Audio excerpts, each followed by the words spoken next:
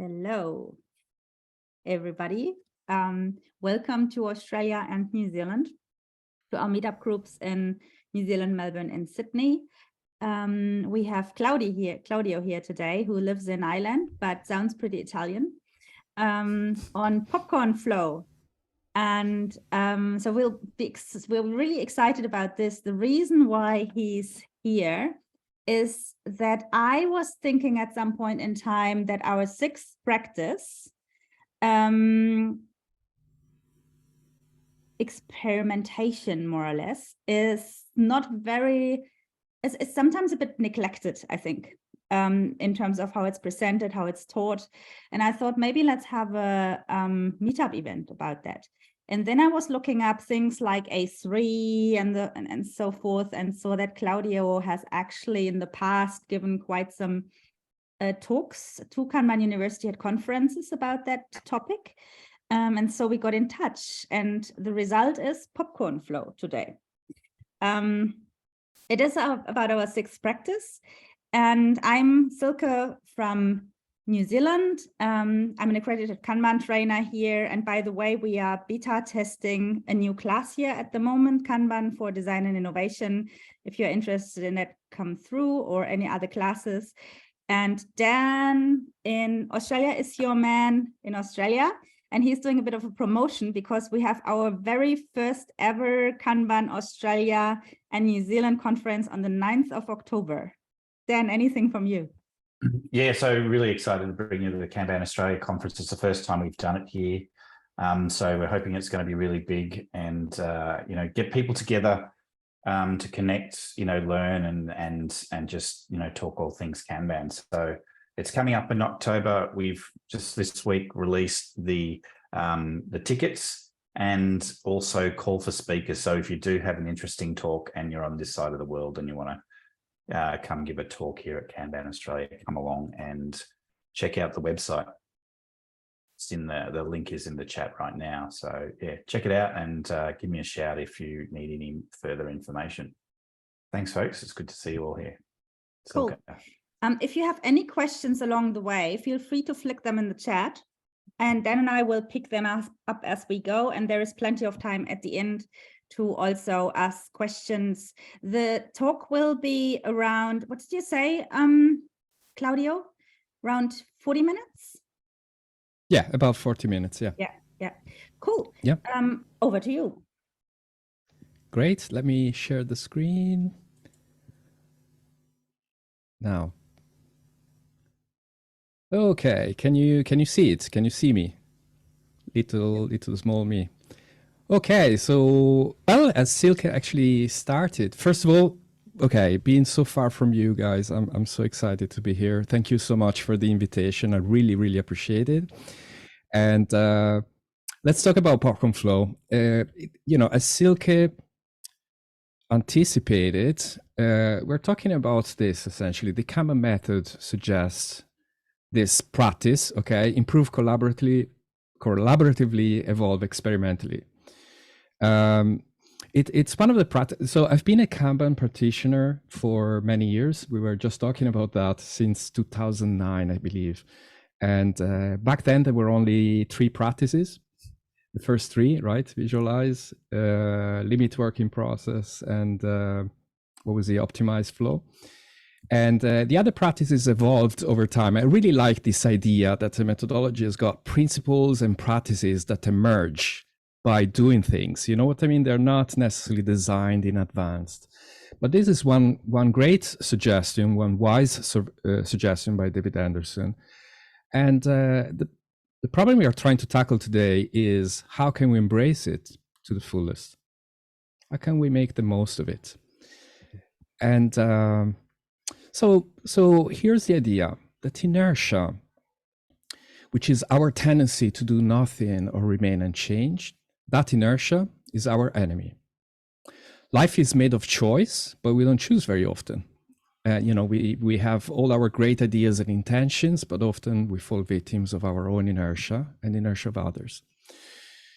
And as a consequence, we drown withdrawn one by one, pulled down by our daily sleepwalking, decisions we don't take, but what's conventional, what's safe, by our poor thinking, our business, bad policies, and so on.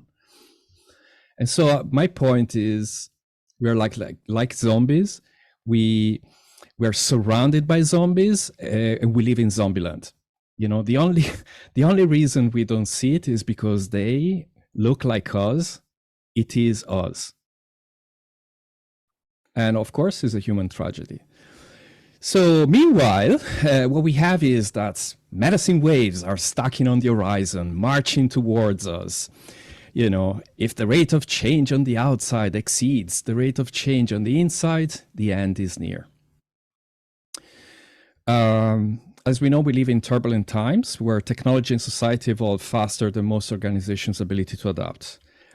Should I talk about, you know, the new development in AIs, you know, exponential technologies, new knowledge discoveries, regulatory changes, you know, the consumer more and more sophisticated.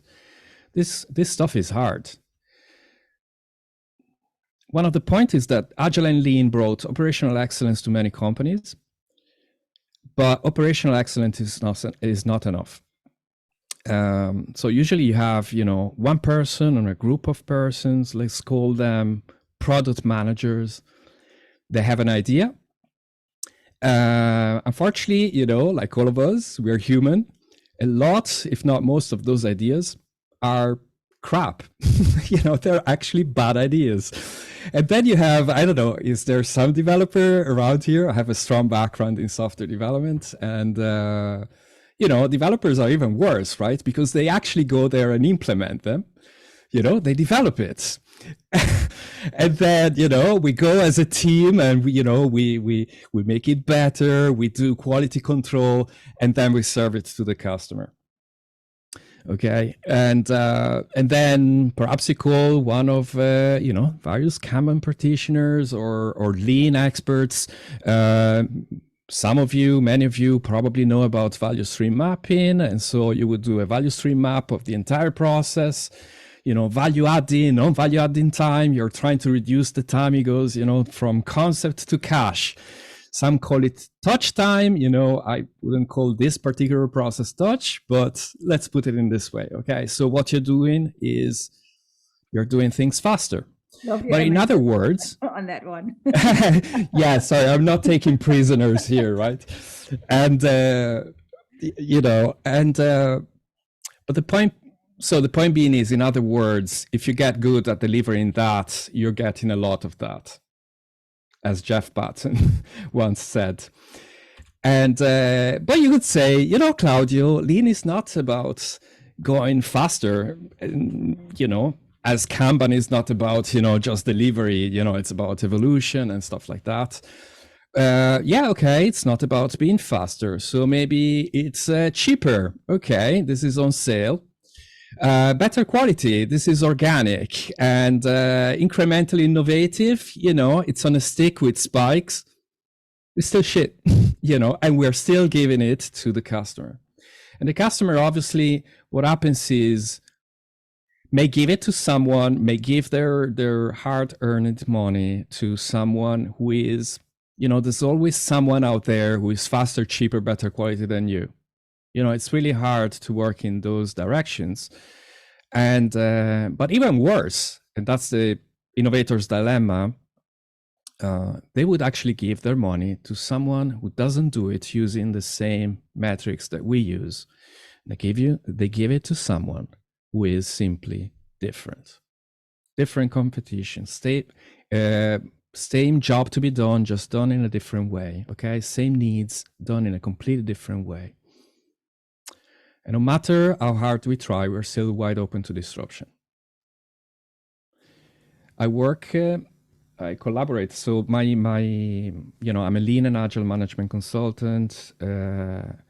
Mostly in the last few years, I've been working as an innovation consultant, working for large corporates, helping them, you know, launch new products and services. But I'm also an entrepreneur.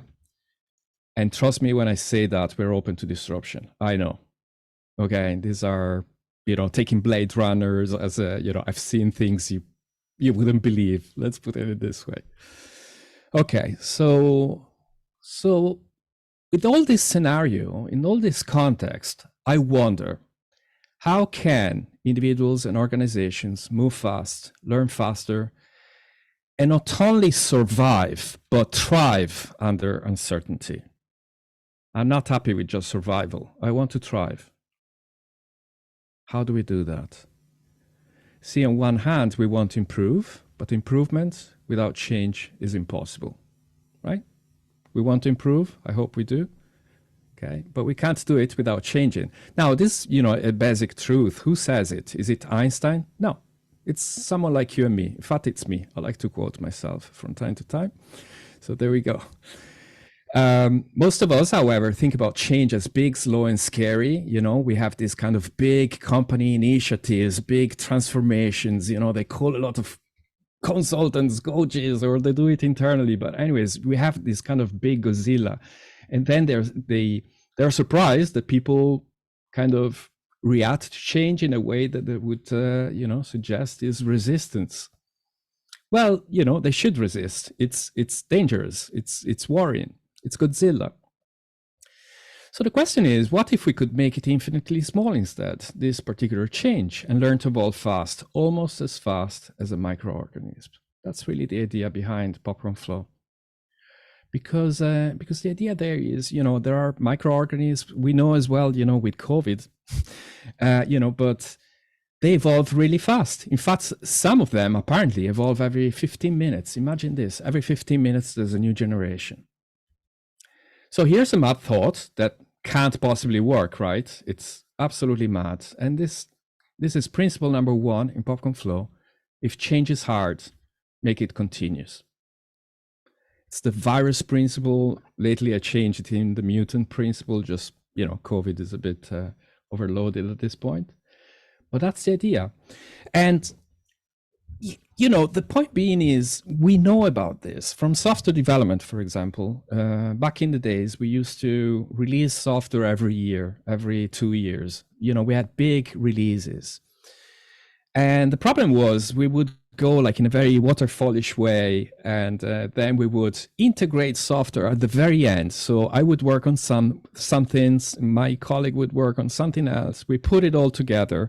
There's my bugs together with his or her bugs, and now we have a combination of problems, and it's really hard. Project managers used to say we're 90% done. Now we have 90% left to do, because you put it all together is a really complex problem. So somebody smarter than me once said, well, how about we integrate a little bit more often, maybe every 3 months, and then we had monthly builds, weekly builds, and now we have continuous builds, right? Continuous integration and continuous deployment. Why? Because we introduce just a little change, we integrate everything, and if something goes wrong, potentially we roll back, or at least it's easy to fix, right? So we know that for software development. Why don't we do that for change? When we manage change. So, we could stop there.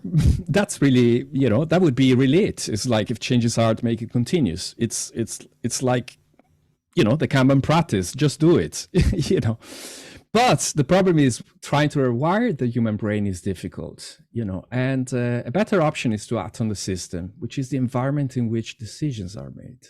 Okay, if we are systems thinkers, we think that problems are not there in isolation. They are part of an entire, they contribute to an entire system. And so in this case is where we take decisions. Well, a lot of Kanban practitioners take decisions in front of a Kanban board, for example. Okay. And the question is how? How do we do that? So enter PopcornFlow. PopcornFlow captures a pragmatic, anti-fragile philosophy. I will explain what it is, but as a consequence, so we have inertia as our enemy. So as a consequence, principle number 1, if change is hard, make it continuous. The mutant principle or virus principle. You already met this principle. Next one is, it's not only what you do, but also what you learn by doing it that matters.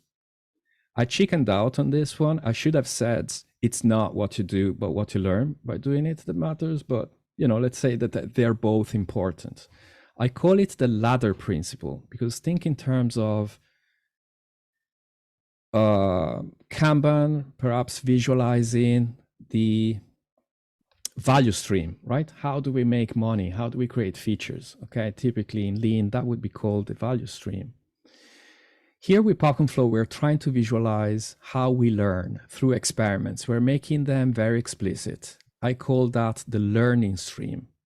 To make progress, you need both. Value stream, it's like, a ladder. On one side, you have the value stream. On the other side, you have the learning stream. To make progress, you make both. And we make them explicit. Then a shared opinion is a fact until it's not. Let's call it the fluid knowledge. Essentially, so far, so right now, I can tell you this is not the scientific method, okay, because we're talking about opinions, elevating them. I'm not saying, what evidence do you have about this problem and spend needless time or a lot of time essentially analyzing root causes and whatever. The thing is, if we all agree that is a problem, let's treat it for now as a problem. Through experiments and evolution, we'll find out if actually it was a real problem or not. Okay. It's not fail fast, fail often. It's learn fast, learn often. I call it the skateboarder principle. In Lean Startup, we use this terminology, fail fast, fail often, but it's not that, right? It's about learning. And we'll see why it's called the skateboarder. And the last one is small bets, big payoff. The venture capitalist principle. We launch small experiments. Some of those experiments have potential big payoffs. It's the VC principle because I can, it's like a venture capitalist to invest like in 10 companies. He only needs to be right once because maybe that one of them becomes a unicorn or the other 9 fail. Should he do it? Yeah. Big payoff. Okay. So anyways, those are the principles. And here we have a 7-step decision cycle. A lot of people know PopcornFlow for the decision cycle, but I urge, like in every single methodology, look at the principles as well, because once you understand the principles, you're not slave of the practices. Let's put it in this way. You can choose what you need. But the decision cycle is made in this way.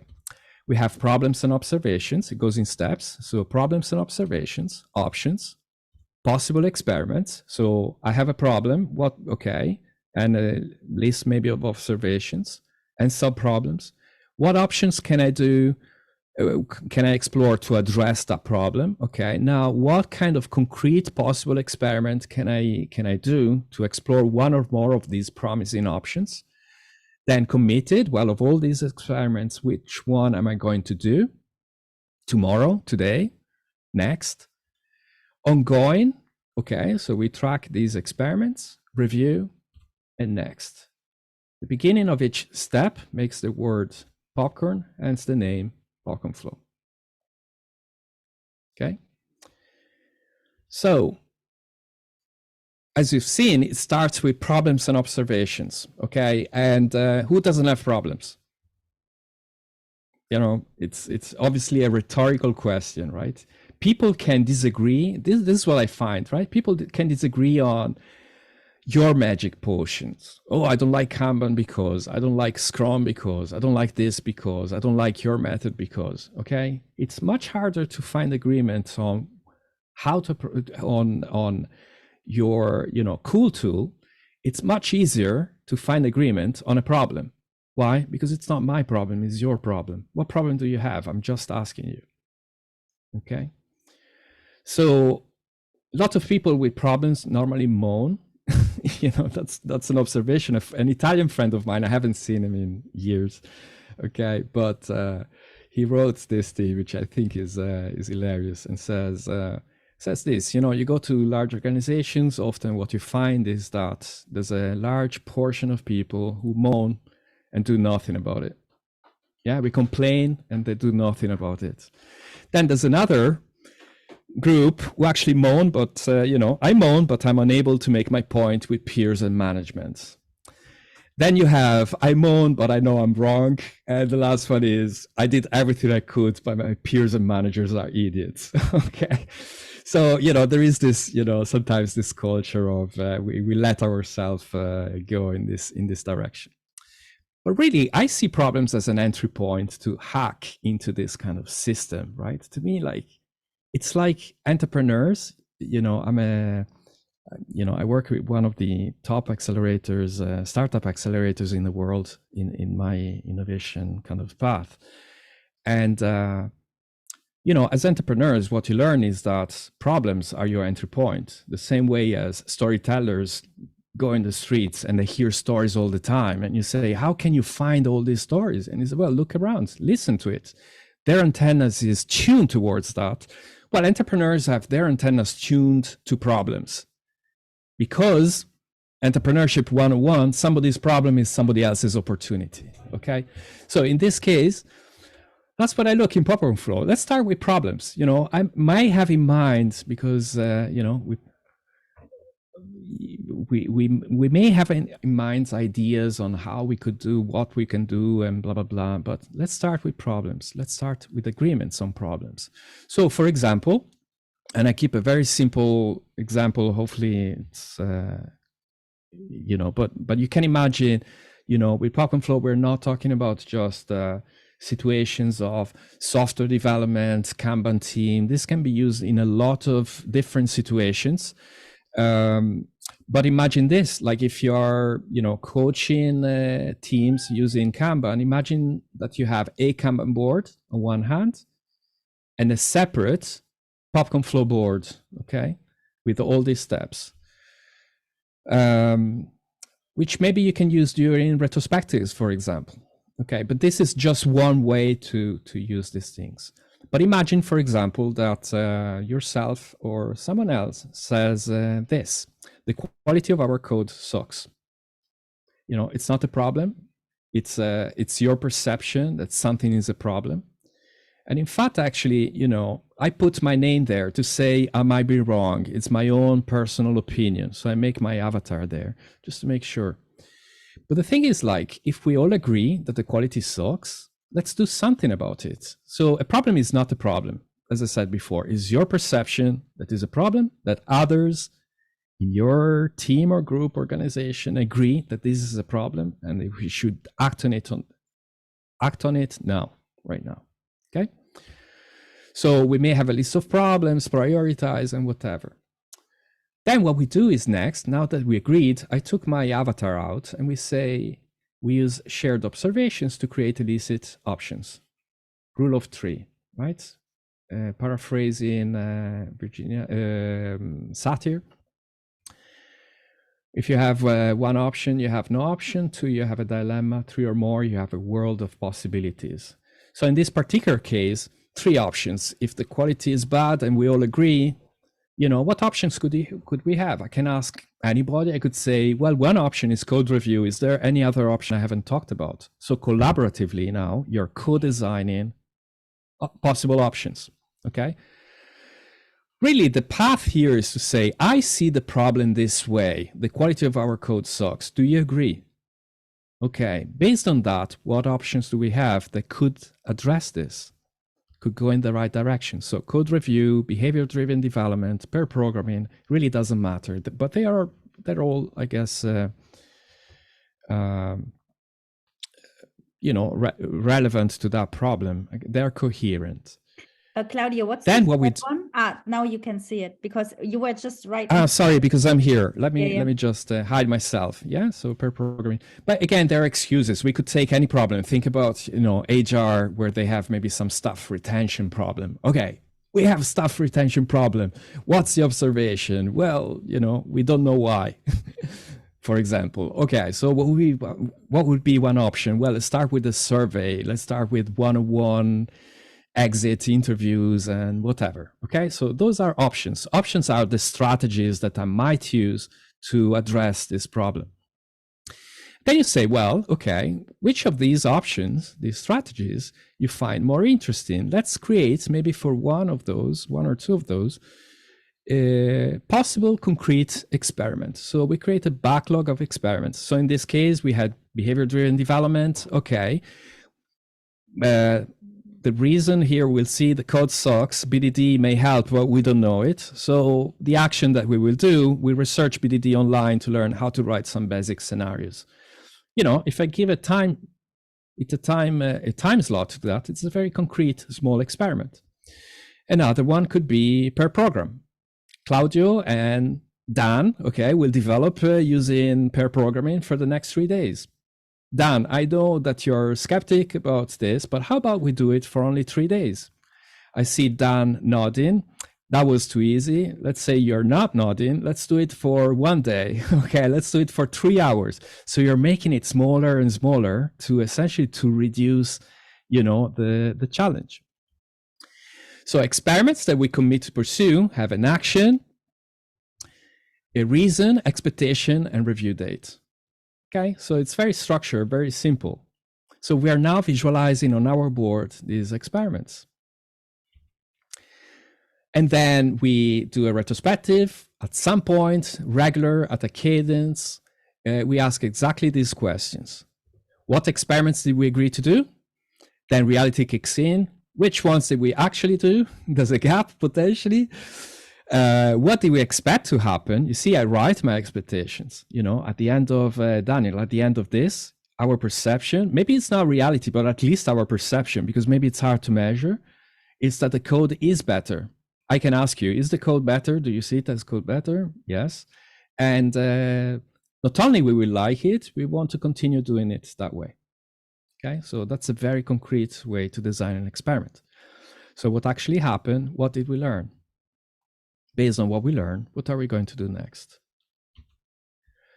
So these are examples of real experiments. Here we're talking about, you know, companies that had, here in this particular case, for example, is a team who had kind of old school and new school of working at problems. There was, you know, some who are really, really into details and, you know, whatever.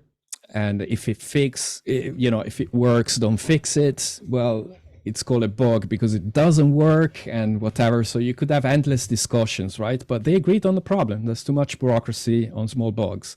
And so they decided an experiment called fix as you go. If they're small, essentially as bugs, let's branch and fix them right away. Okay. And so their expectation, happy to fix things, low bureaucracy, and so on. How long, you know, if they had to decide to do this until death will separate us, probably would be a big change because there were two different cultures, okay? But an experiment that maybe lasts like a couple of weeks, in this case, can be done. Most experiments last a week, you know, 1 or 2 weeks. So they've done it. And then, you know, as they started doing some experiments, they went to a series of others, and and imagine there's a number of experiments. Another one was this one. You know, we're moving towards just-in-time analysis. You know, they realize our product owner is essentially with us all the time. We may just as well do just-in-time. You know, they were moving towards Kanban, and they realize, you know, when we have like stuff to do, let's just ask. Why? Because the problem is we want to reduce the sprint planning, which takes too long and this and that, right? So they started doing another experiment. Let's do it just in time. Whenever we have, you know, a new task to pull, we'll just call the just in time thing. And so those were the expectations. The policy is explicit, right? Definition of done created. Team agrees that analysis goes smoothly, no significant bottleneck. And finally, again, fast forward again a few weeks. We're fast forwarding here. You know, the product owner says, yeah, it's all well and good. You're now using no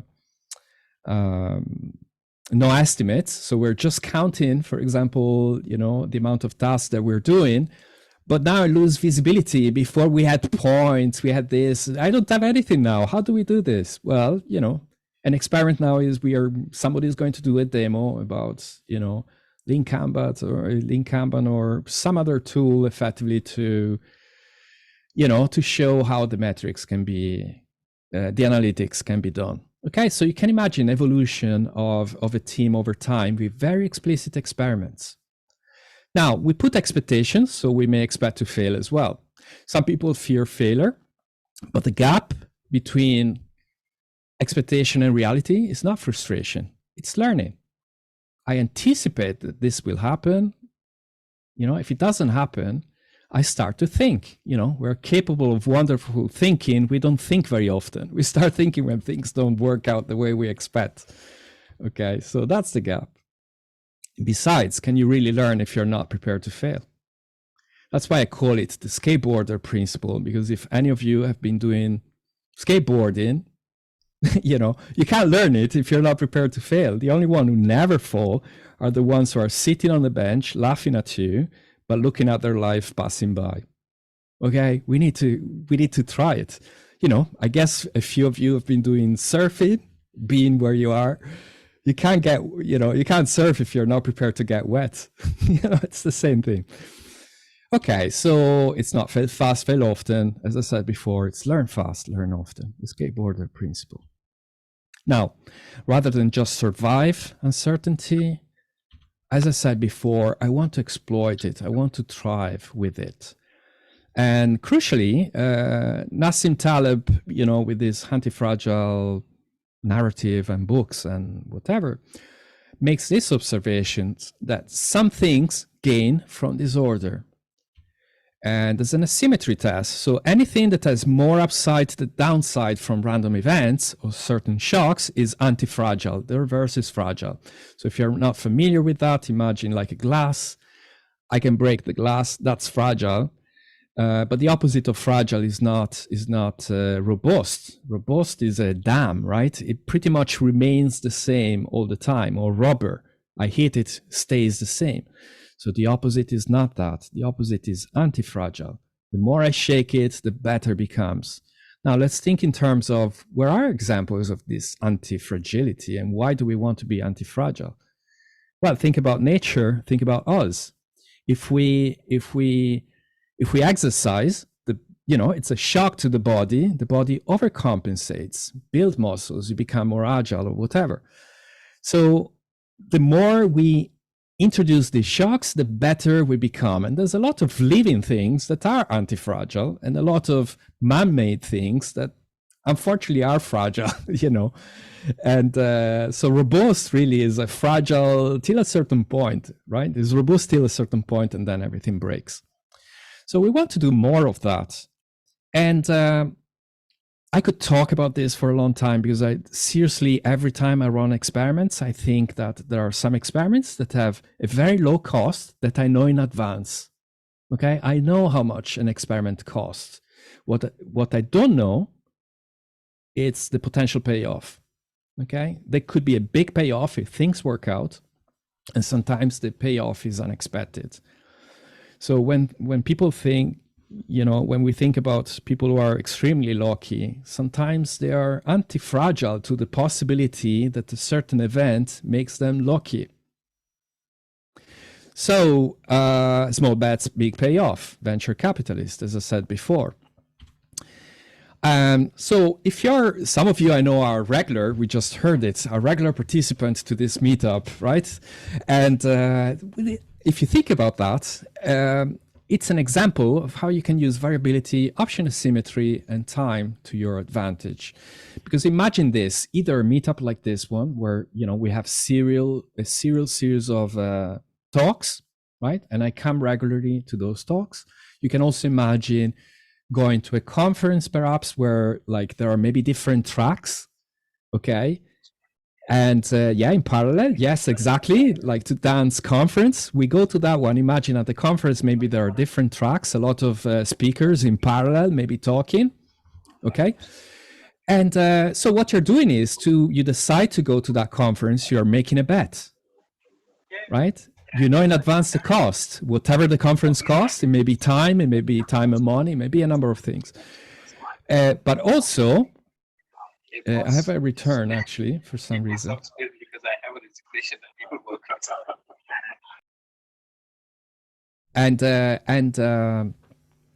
And Sonish, okay. Hey Sonish. So anyways, we're making bets, right? So we go to talk rather. Yeah, no worries. I know Sonish. Sonish Chaba, I think. But the point being is you're making a bet, and we're still on this bet. Now we'll get to it. Okay, so we have several talks, maybe over time or maybe in parallel even. You're making a bet. I'm going and go to this talk. And you know what? Let's say it's a good quality session. There's good value for you. And your small bet paid off. It was good, valuable talk. Love it.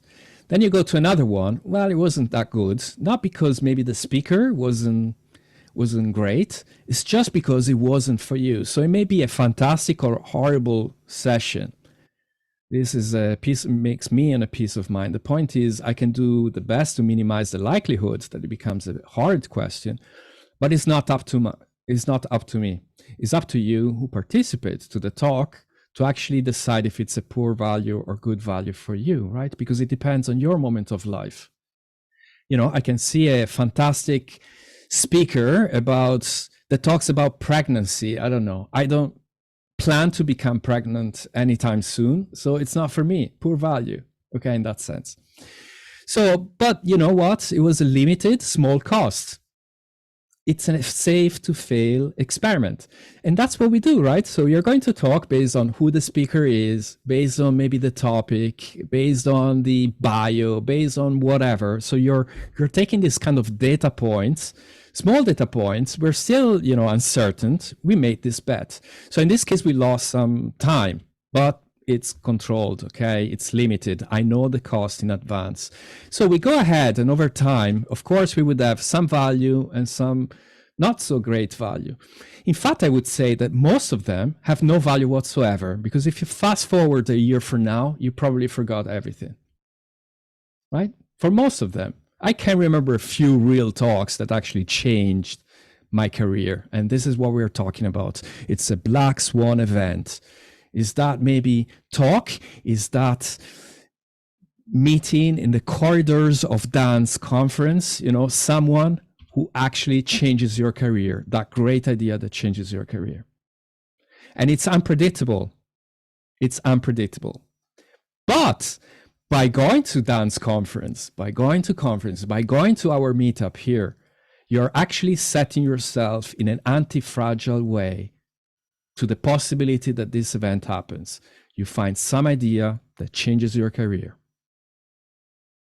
It's worth doing.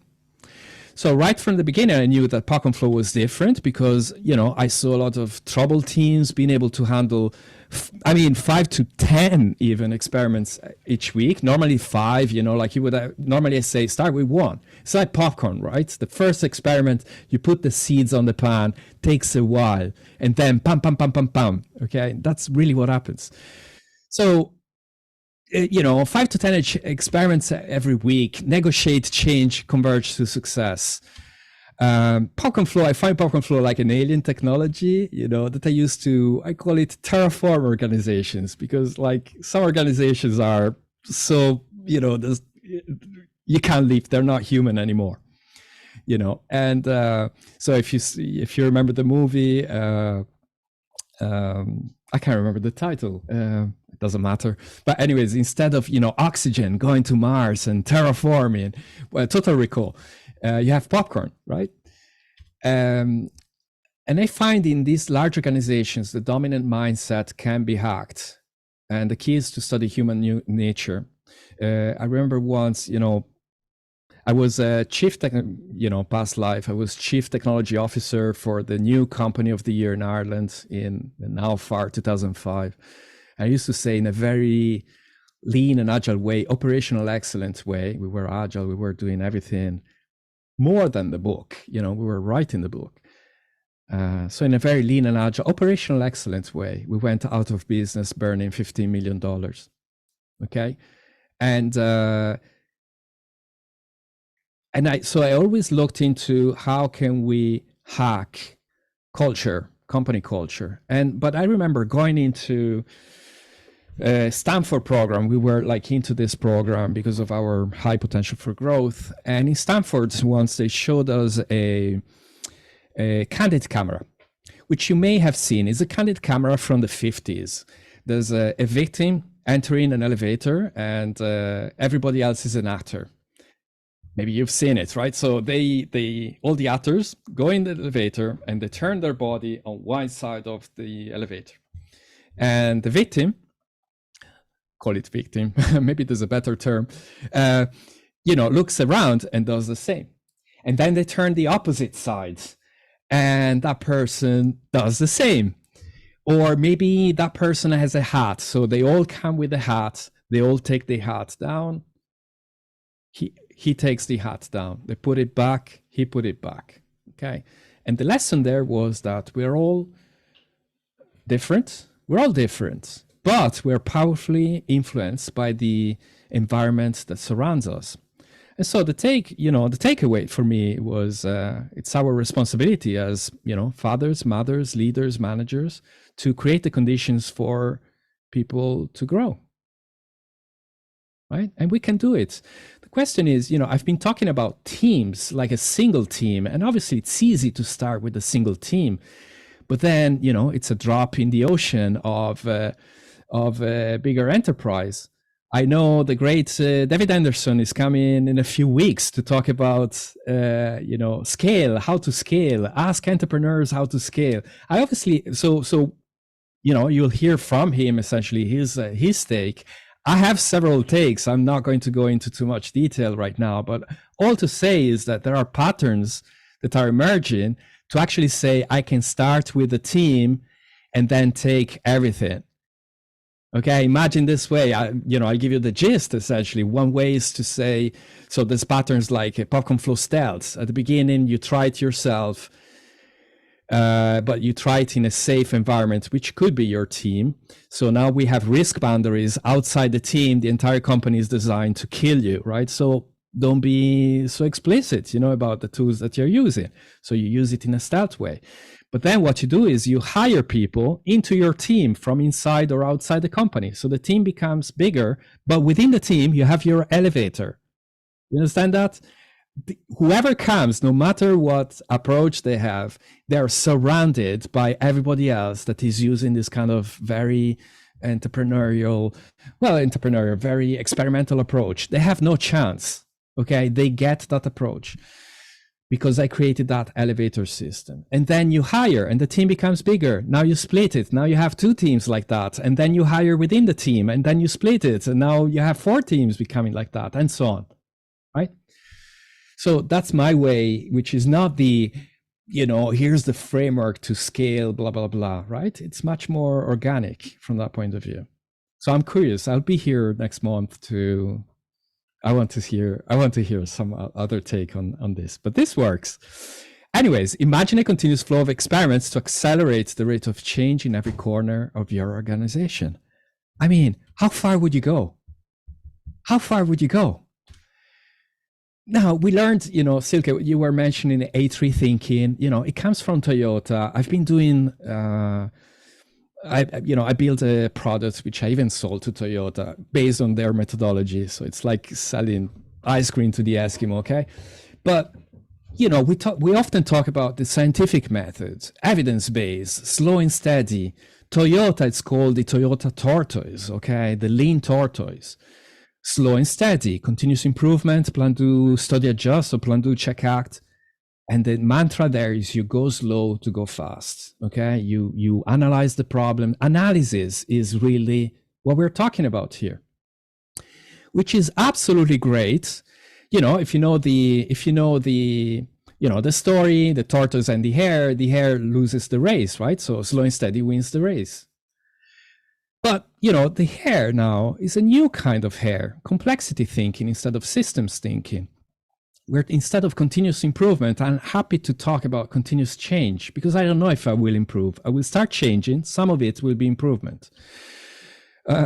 Instead of plan, do, check, act, I'm talking about PopcornFlow, a really fast wheel, really fast wheel. Instead of go slow to go fast, you go fast to learn faster. Okay, and you may be wrong, you may be terribly wrong, but then you check the results and you form a new reality. Instead of systems theory, we're talking about complexity theories. All I'm saying is, yes, it's not scientific, but it's well founded on complexity theories, where we don't try to, to reduce the complexity, we absorb it. We're talking about subjectivity and coevolution. We can't deny the fact that a lot of this stuff is subjective. It comes again from complexity theories. Instead of the investigator hat, where a problem, you analyze it, essentially is like a murder case, we're explorers, we're surfing it in this ocean of ambiguity.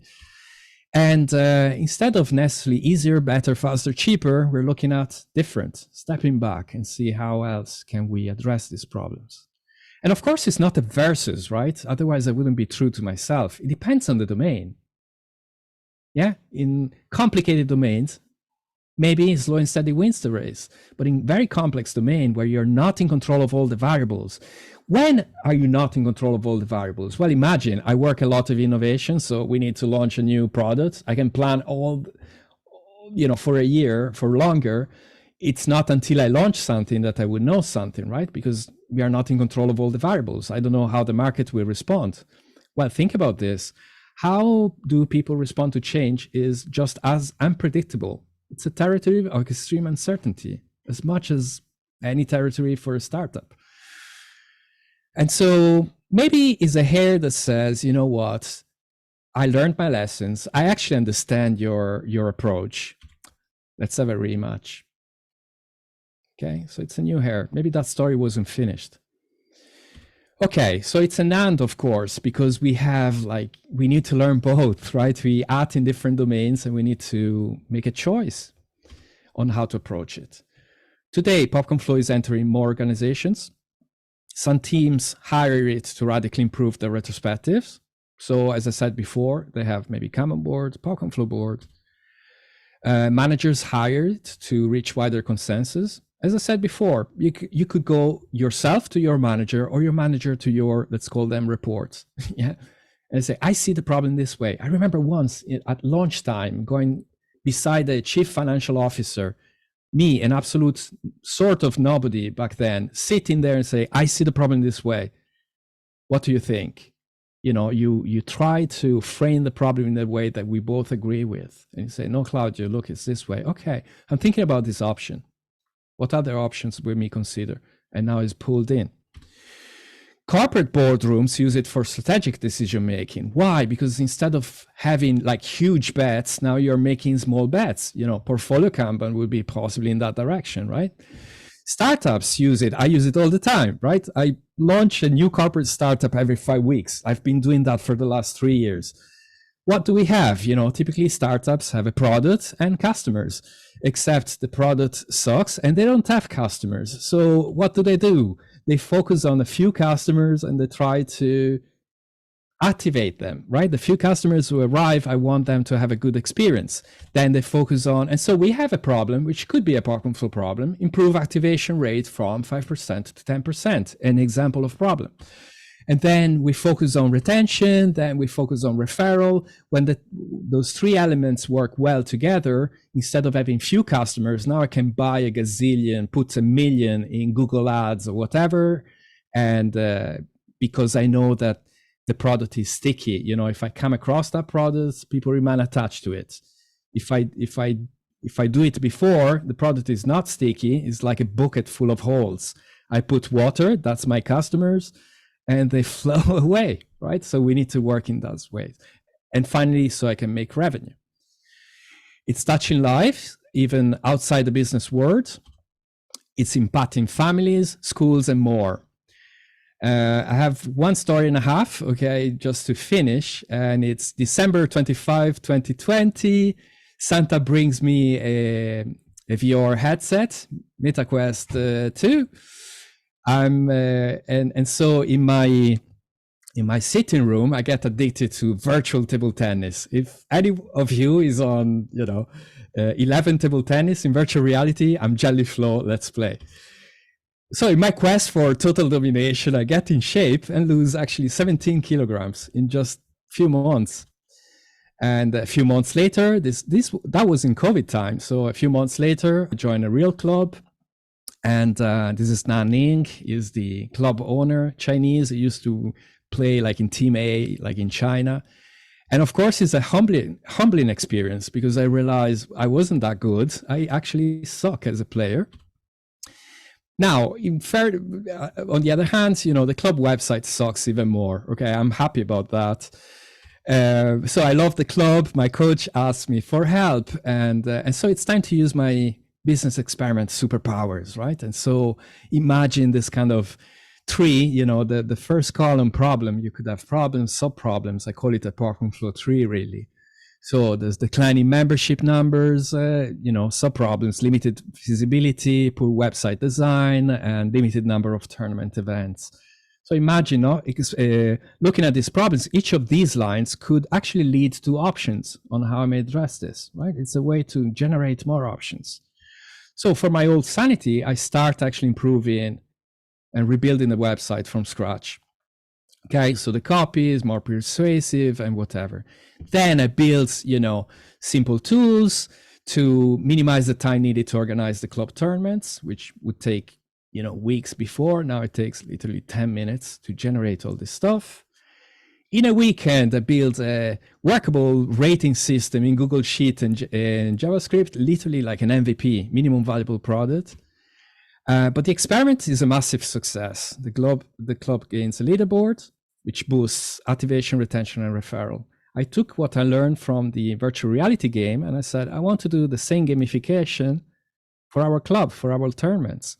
And it turns out then players arrive from all over Europe to compete. Sponsors takes notice. Boom, new landing page, quickly tops Google searches, resulting in a 3-fold increase in membership. Cherry on top, just a month later, this happened in the space of 3 months. Table Tennis Ireland, which is the government, official, organization for table tennis in Ireland, calls us an internet sensation, awards us Club of the Year 2022. Today, that early MVP continues to evolve. Now we have more improved stats. We have graph. We can see every match, how many points I won, did you lost, and whatever. There's definitely some pros and in this story from my side. Now I'm trained by the very best coaches around in the club. Nanning, there's Hoji Wen. He's he went 4 times to the Olympics, is an absolute legend. And Derek from Taiwan, excellent style. Another pro is, as a player, I suck, honestly, only marginally less. I won my first medal as first among the losers, pretty much. And I slept with that medal for 3 days, afterwards. I was so happy. And there's a mega con, of course. Now I have more than 300 people who think I can fix their computer, right? And it's painful. Let's put it in this way. Now, this is, a little story to understand. Continuous evolution is a way of life. Mutants exist and are among us, okay? In this kind of zombie lands where zombies, it's not about the others out there. It's us, okay? Zombieland is us, it's inside us. But mutants exist and are among us. There was a team once who delivered so much, started using PopcornFlow. Their clients wanted to talk to me because saw the transformation. And I said, you don't understand. Every single week, I do this on my own. Every single week, I'm 5 experiments older. When you'll die, how old would you rather be? 2 experiments old or 20,000? One final thing. AI driven PopcornFlow, why not? I just explained to, I'm training ChatGPT pretty much about the model. And so I wrote that this last bit, imagine it's been trained and whatever, primed. And now you're my personal PopcornFlow coach. You take a goal for today, create a quick, concrete PopcornFlow experiments that I can personally do and review today to improve my work or personal life. I can put absolutely everything. Yeah, so to get started, tell me what goal you'd like to focus on today. Well, as an example, let's say I want to stop procrastinating. Okay, great. Let's create a PopcornFlow experiment to help you stop procrastinating today. First experiment, well, okay. I should really say on this, try again, give me something else. Pomodoro technique, everybody knows it. But, it's a valuable experiment. Essentially says the reason is procrastination is reducing productivity, blah, blah, blah. So the action used the Pomodoro technique, the expectation. So it wrote the experiments exactly the way I write them. Okay, so on a daily basis, I can say, try again, will give me another experiment. But then let's move forward, right? Because I also said, well, you know, these experiments, they actually link to this small bets, big payoff. Can you explain how the experiment aligns to the small bets payoff principle? And it gives me an idea, right? Of and every experiment has got some ideas on how this could be. Small bet is trying to Pomodoro technique. It's just one day with low risk and blah, blah, blah. Okay. By trying this technique for a short duration, you stand to gain valuable insights into your work habits and potentially identify powerful tool and blah, blah, blah. The investment, one day, potential gains are considerable, improved productivity and better time management. Okay, let's go further. For this experiment, could you imagine a positive black swan event that would lead to a huge payoff? You know, you can go on and on these things, right? The breakthrough idea, you know, I do this productivity, I could have a breakthrough idea, could lead to recognition, new opportunities, financial rewards, and whatever. Interesting. I find that fascinating. Final, and now I'm really finally done. In the times of change, I'll just leave you with this quote. In time of change, learners inherit the earth. Especially now, think about how things are evolving. What I just showed you is prompt engineering. It's an evolving field right now, right? Everybody's learning. In times of change, learners inherit the earth.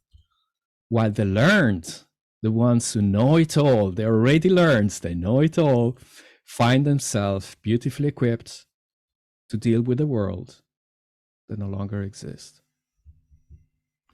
And with this, we live in turbulent times. It's true.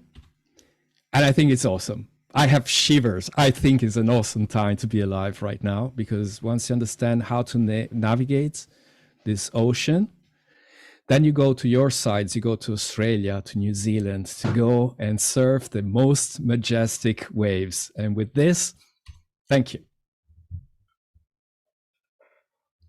Thank you so much, Claudio. There was that one thought I had about procrastination. I think I will never use ChatGPT. I still don't get the name. You know what I mean about it? Yes. But Yes. I love procrastination. I love to start at the last responsible moment to bring us back to. Well, it could be, you know, for me it would be, I don't know, learn how to cook or how to become a better table tennis player. It could be absolutely anything. How to bring more people to my meetups. How could introduce change in the face of, you know, I have this problem with the team. What options do I have, you know? Yeah, maybe the pull principle. Maybe the pull principle is actually procrastination.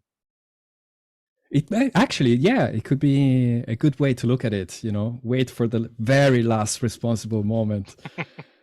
Yes. Only a procrastinator could have invented it, I argue, perhaps. Just looking back, I think the first question or comment we had was from Charlie in the chat. Similar to the principle, repetition reduces complexity. I'm not sure if you're still here, Charlie. Do you want to maybe get that into context again? Because it was quite a way back. Yeah, sure. I'm just trying to, I wrote it when you were talking about, I'm just checking my notes here. Oh yes, if the first principle, if change is hard, make it continuous. Yeah. That's when I wrote that. Yeah. And so what's your comment? My question is simply, is that similar to that principle? Repetition reduces complexity. Is that? Can you elaborate on that principle, actually? Because I know mine. I know less repetition reduces complexity.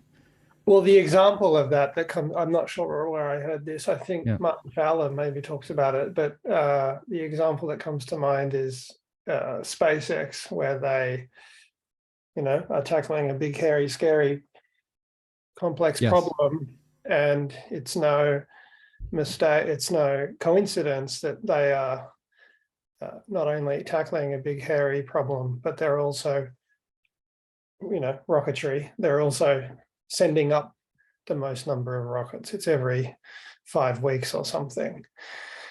And I think that's not by accident. Yeah, it's not by accident, because the mentality, I think, is quite aligned, isn't it? Like, they're not afraid to, as compared to maybe other organizations, including NASA, where failure is not an option. Okay, right. Failure is not an option. It depends on context, of course, right? Well, the big failure perhaps is not an option, but small failures is an absolute need, and it's all relative, of course, right? We can think, exploding a rocket is a big failure, and in many ways it is, right? But it's also the end result of a series of small failures that pile up. It's the entire approach to life and to business that is significantly different.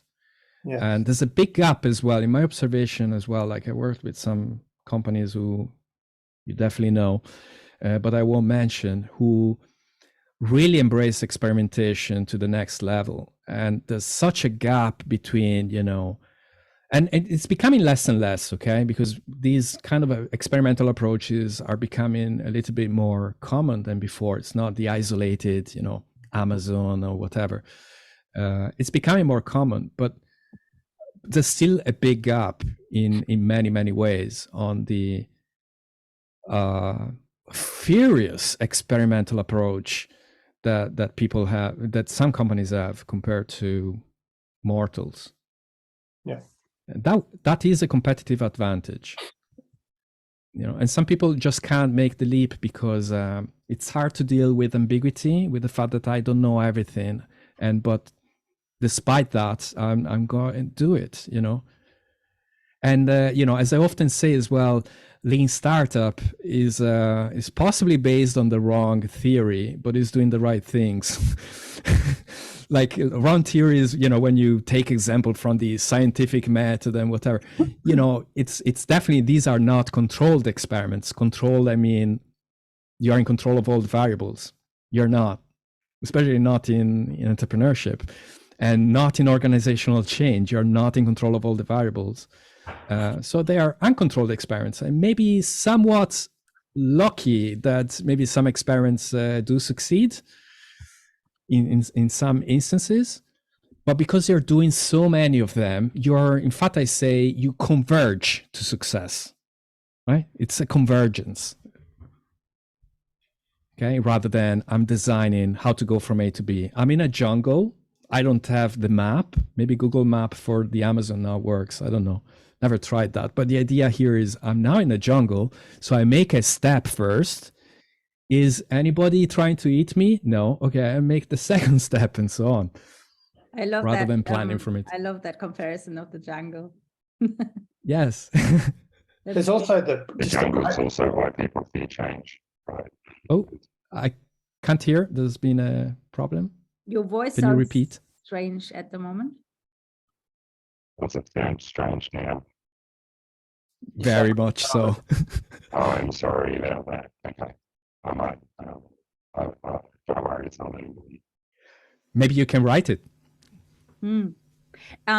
But let's go to the next question. And that was Damon, actually. In the options stage, maybe Claudio, can you go back to that slide where you actually Absolutely. have the popcorn cycle in it? And Damon, would Yes. you like to ask your question in person? Yeah, sure.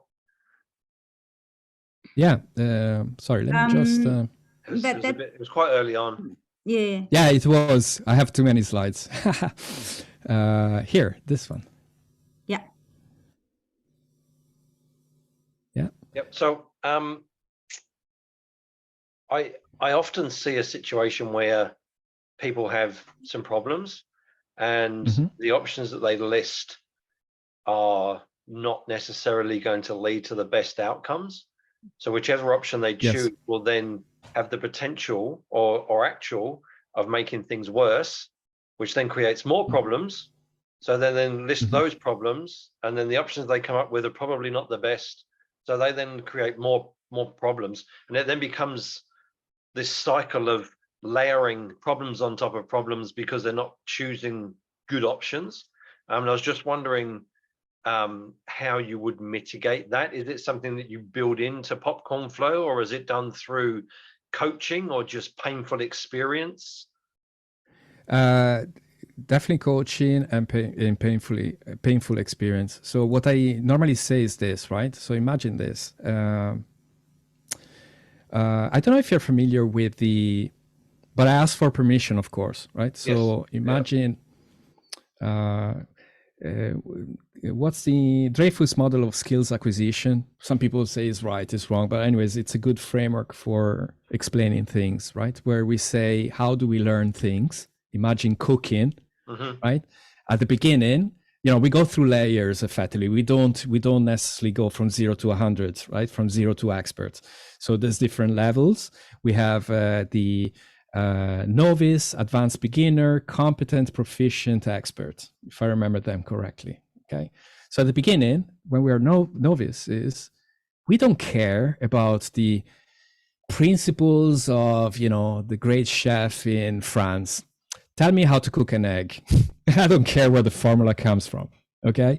As we go further, we try maybe to add our own spices, we mess up, we do other things and so on. So usually what I say is this, maybe in this journey, maybe I'm a few levels higher than you in this process of learning how to experiment, or maybe this domain, whatever. So allow me to be a little bit more, to impose some experiments, let's put it in this way, to be a little bit more autocratic at the beginning, to be a little bit more of a consultant, right? And as we progress, okay, I'll be more Socratic, okay? So very often anyways, what I say is I help people framing the problem, and I may suggest some option as well. Because I'm not neutral, I'm actually in it. Everybody's entitled to their own opinions, including myself. If it happens to be shared, okay, let's go for it. So in that sense, I'm in a consultant mode if you want to make the difference, okay? But I'm doing it first by asking permission. I'll give you an example. As a Kanban practitioner, you may say, okay, you call me or have been parachuted by management, whatever. The thing is, I see the problem you have, and I've seen it a number of times because I've been to many companies and blah, blah, blah. Similar problems, maybe not exactly the same, but very similar. I think I can help. But in order to do that, there's a couple of things I need to do, and I need to ask you to do. A first experiment that I need to ask you to do, because otherwise I can't help you because I can't see the flow, right? So maybe the first experiment I will impose, allow me to do this, it's let's visualize the working process. So for example, PopcornFlow model isn't something that you can just give to people and say, off you go. It would need guidance and support and I suppose somebody not with really experience. Not really, because what happens is, what I often say is this: in order to be good at PopcornFlow, you need only one person, and that person is you. If you're interested, you try it, and you convince people. You don't even have to declare it. That's what I call PopcornFlow stealth, right? You go there, you write a call, you do your next retrospective, or you just sit, when a problem happens, you do it just in time. You go to a whiteboard, you write a column, and you say problems and observations. Okay, problems. And you say, I see this problem this way. Do you agree? No? I see a problem another way. Okay, we have a lot of bugs, right? Maybe the quality sucks. Okay, as I said before, the quality of the code sucks, and people may not agree with that. You say, well, we have 100 bugs a day, or yeah, but that's normal in our industry and whatever. Okay, what other problems are we going to talk about? What I'm looking at here is, because I know it's the ocean and because I know there's waves, I take any problem that they agree with, that I kind of agree as well with, okay? Any problem that sensibly addresses some of their issues, I'll latch on it. And then I'll propose some options, and then we discuss how we may write an experiment. The thing about possible experiment is we're not committed to it yet, so we can openly write a few experiments to have them figure out what this would look like, okay? So it's a delayed commitment, really, where you're delaying this decision. So it's true that some options may not be the best ones. We're not talking about analyzing options in a way that would thoroughly say this is the best option. Now, if an option is not coherent with the problem, then I would point that out. The code sucks. Let's have something that has nothing to do with it as an option. I would point that out. So options need to be somewhat coherent. In complexity, we say coherence is seen afterwards, but we perceive it as coherent. And then even if it's not the option that I would choose, but a lot of people would choose it, I would do it. If they don't like my problem, I will come with that later when they will discover that it is a problem, but you need to give them an opportunity to co-design these aspects, as people start, and it doesn't take long really, like to help them to co-design the problems, because people are very usually they are very active, maybe not at the beginning, it depends on the power hierarchies and whatever, but after a while they realize, okay, if we talk about my problem, maybe they will address it. Thank you. Cool. You're on mute. Silke, you're mute. Yes, just realized. Thank you. And then you also found the popcornflow.com webpage. Is that your webpage, Claudio? Yeah, sorry. Yeah. Cool. Yeah, popcornflow.com. And there is some workshops on there. Yeah, there's workshops. Yeah, in fact, actually, I'm doing remote workshops as well, but they're not in the page yet because I'm I went to the site and I was wondering if there was any material that we could read, or like articles or blogs or anything like that. And I saw that with the workshops, but couldn't find anything else. Yeah, at the moment, there's very little in a sense of there's chapters in different books, and there's different talks you can go to there, that would help you. The best to me is really like to say, take this talk here, try PopcornFlow, try it potentially with your family. You can actually do in stealth mode, try it with the family. You want to be a better father, husband, partner, whatever. And, maybe you could, I don't know, run an experiment. Sometimes I run experiments as, suggest maybe little experiments. You don't necessarily tell them, but you practice on your own. You can try it with your family. You can try it with your team in a totally stealth mode. Maybe you want to surprise your family with a meal on Sunday, right? And maybe you can't cook, but as an experiment, just do one, right? You'll cook something different. And the expectation is maybe, your partner or children will help you, to decide and find ingredients, maybe help you to cook and whatever. So you start with yourself, get that kind of familiarity at personal level, and then you move to the next level. I see people are heading off into their evening, but Anthony had quite a few comments there. Anthony, would you like to try again to put that into your own words with a bit of a different voice? Before you sounded like you were a Zoom bomber. You're mute though now. I will try. And if my voice still crap, I'm going to change it. Sounding like robotic. No, unfortunately not. No. Okay. Maybe let what me... What about now? Oh, there. Yeah, perfect. Much Yay. better. Okay, awesome.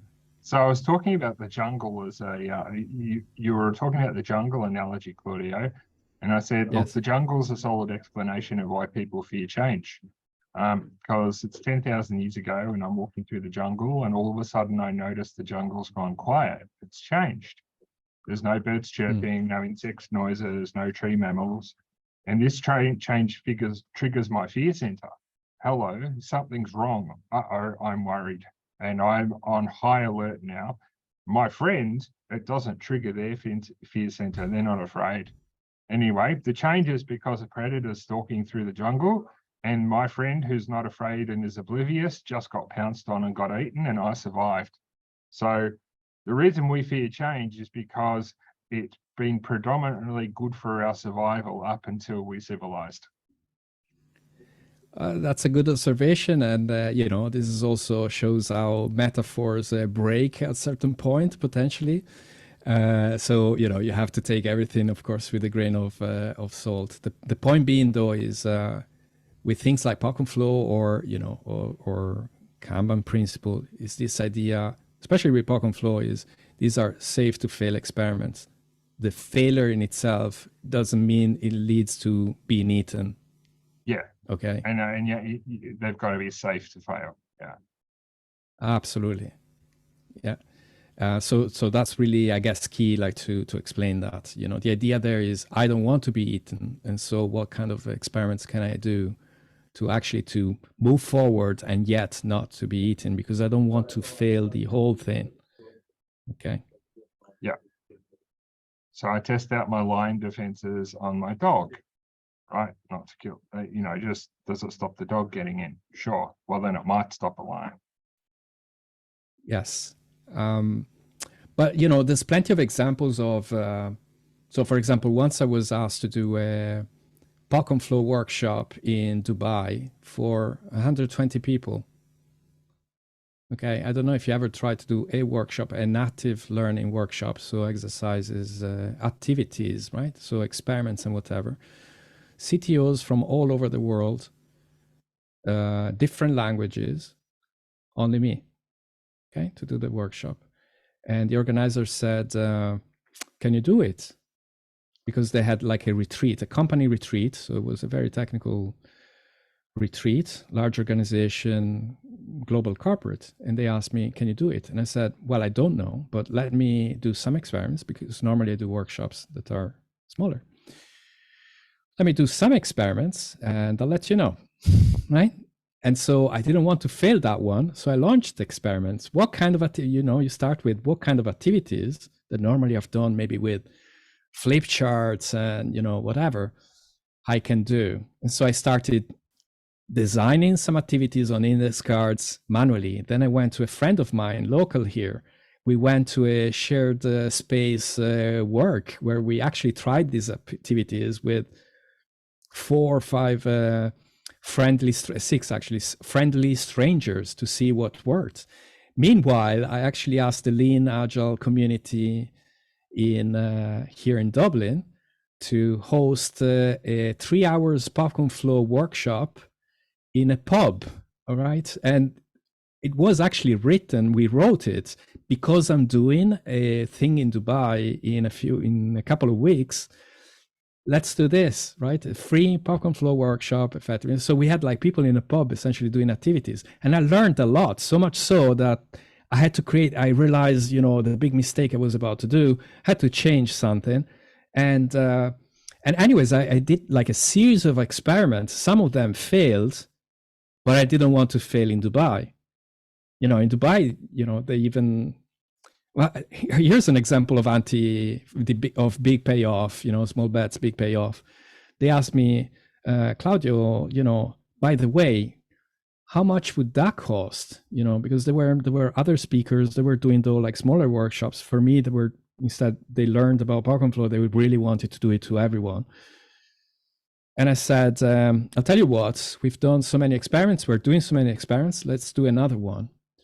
You pay me what you want, but you tell me why after the workshop, right? Which means say, okay, it's a big risk. But in reality, I actually did that experiment in a way smaller scale, you know, for online, you know, consultancy calls, you know, how much would it be, you know, well, and now the organizer happened to be German. This is a German company. And I've done experiments with German people who I learned are extremely fair, right? They're extremely fair. They give you the rules by which they would pay you, right? So, and once I did a consultancy online, and, you know, they said, Claudio, we need 2 hours of your time. We have a question, an important question to ask, and how much would it cost? And I said, well, you pay me what you want after the call, right? But you tell me why. So I did the call. They asked a question, I jumped into explaining and whatever, and I was pretty happy. I remember talking to my wife and say, yeah, I think I addressed their issues. And the day after, these German guys call me and say, here's the problem. That wasn't the question we wanted to ask. They were still formulating their problem, and I jumped so quickly to conclusion, as I'm probably doing right now, okay? But so quickly that I didn't give them the breathing space to actually think about their problem properly. So I gave solutions. So I gave the right solution to the wrong problem, which makes it the wrong solution, of course, right? And so they said, and so this is how much we're going to pay you, right? We suggest we're going to pay you. Lean consultants, agile consultants in Germany are paid so much. It was 2 hours. We were thinking about a max of 20% bonus. We're giving you 5%. I said, hold on a second. I don't want to be paid. In fact, I should pay you. Tell me what the problem is. And I'm sorry about that and whatever. And so I tried to, you know, I sent a lot of information about, you know, trying to address the problem. I didn't want money. But this thing is what I realized, okay? I did a poor job professionally, but I did a poor job, a poor outcome. They were still willing to pay me in a fair way, like any other consultants, like any other experts. Yeah. One thing I always say is, you know, the world is full of experts, being them real or supposedly experts. Why do I know? Because I can go to the online or, you know, the old yellow pages or whatever and find, you know, if my electricity goes down, I'll get the expert in a list of names and I say, okay, I'll take this one. The question is not who's the expert, is who's the authority. I want him. I want Silke. I don't want any other. I want Silke. Okay. That's the authority. That's what you aim at.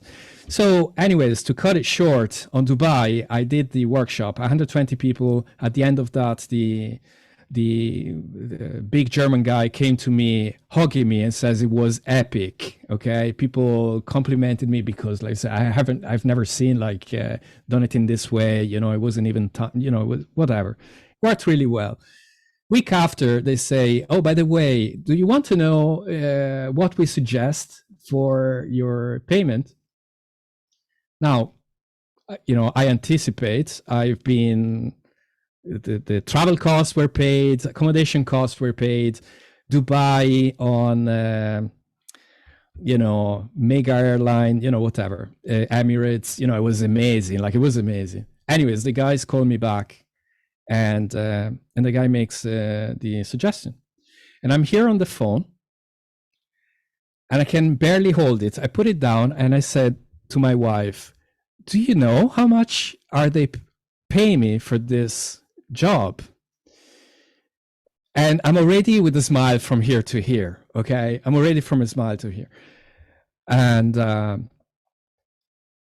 she puts a number. I'm too embarrassed to say it. Okay. So she puts a number and I reply, triple it. So small bets, big payoff. What I'm saying is I run a number of experiments that led to that moment, and I was anti-fragile to the possibility that this black swan event happened. How often do you do it? Right? So that's the mindset, okay, I would like you to encourage to think about. That was obviously an episode. It doesn't necessarily, you know, happen all the time, but I was anti-fragile to that possibility. Okay? And it wasn't just luck. Yeah, it's luck. Let's consider it luck.